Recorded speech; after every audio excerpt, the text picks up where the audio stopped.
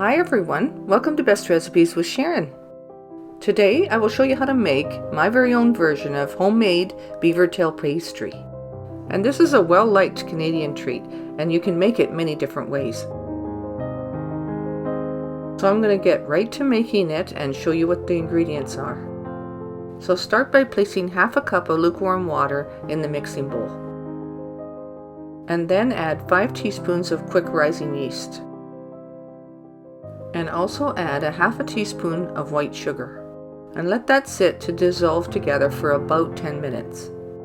And while we're waiting for the yeast to activate, take a separate saucepan, place 1 cup of milk in it, and warm it up just until it's lukewarm. Then add that warm milk to the yeast mixture like this. Now then add 1.5 teaspoons of salt. Now add 1 teaspoon of vanilla. And add 2 large eggs. Next is 1/3 of a cup of white sugar.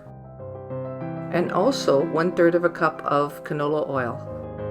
Next we'll be adding the flour. I use all-purpose flour. You can use whole wheat if you choose. And you'll need up to about 5 cups. I start with 2 cups to begin with, and then mix it really well. And then I add another 2 cups and mix it again. And the dough will turn out a little bit elastic like this. And I don't overdo the flour, so I stop here and just turn it out onto a floured board. And then I add enough flour to knead it into a dough that's firm, smooth, and yet it's still elastic. And this will take a few minutes just to get it to the right texture. And after you've cleaned your bowl out, you grease it with a little bit of oil or butter. And I use a paper towel to do this just so it's lightly greased and not too much. It's just to keep the dough from sticking. And you take and place your dough in the bowl, cover it so that it's kept warm with some saran wrap or a warm towel, and let it rise for 30 to 40 minutes or until it's doubled. You'll need a couple of kitchen utensils. The tongs are extremely important. Then go ahead and pour canola oil into your saucepan about 4 inches deep. And place a thermometer in that oil so that you can keep an eye on the temperature. And place your heat on high so that the oil starts to heat up for you. You will need that oil to reach 385 degrees Fahrenheit. Once the dough has rose to double in size, remove the cover. And then dump that dough onto a floured board. And I just take a little bit of flour and dust the top of that dough a little bit too. And you just add enough flour so that the dough's not sticky and you can work with it. Then take a sharp knife and cut off little pieces of dough about the size of a small apple. Keep doing this until you have your dough all used up. And this will make quite a few of them, depending on the size that you cut your dough balls. You'll take each individual one and shape them a little bit. You'll roll them with a little bit of flour, and you'll shape them with your hands like this so that they start to have an oval shape. And then you take your rolling pin and you'll be rolling them out a little bit more. And continue to shape them, whether it be with your hands or with the rolling pin. As they sit, they'll rise a little bit, and you may have to reshape them a little bit before you put them in the oil. But for now, just get them all into the basic shape.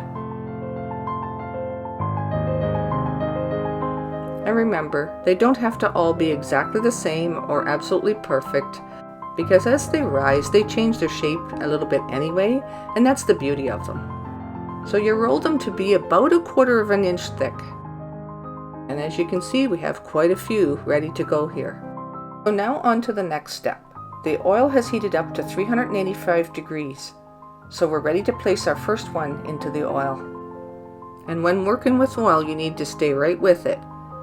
So take your tongs and turn it over once it has browned on the one side, and you brown it on the other side.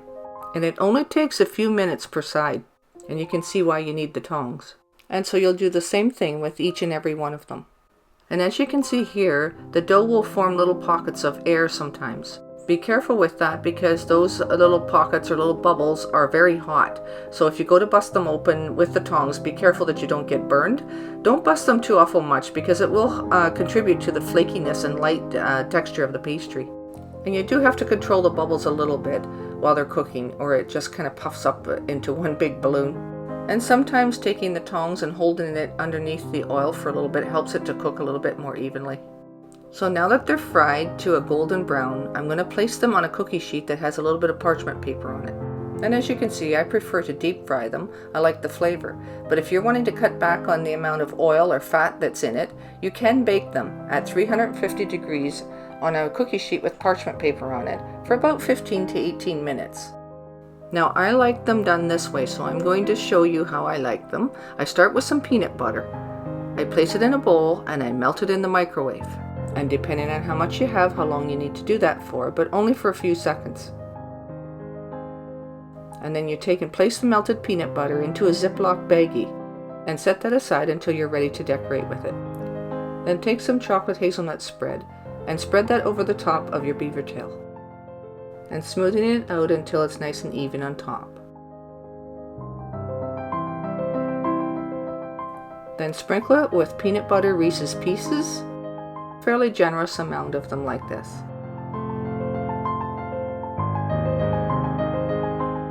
And then you take the peanut butter that's already melted and you've got it in a Ziploc bag, you cut the corner off of it, and then drizzle the melted peanut butter over the top of your beaver tail like this, zigzagging back and forth. And oh, this is so good, you've got to try it.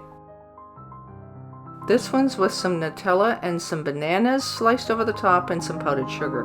But you could also drizzle this with some peanut butter if you wanted to. And there's many ways to decorate them. Some people like to do cinnamon sugar, but this one's my favorite. It is so tasty, so good, you've got to try it. Thanks so much for watching, and until next time, happy eating.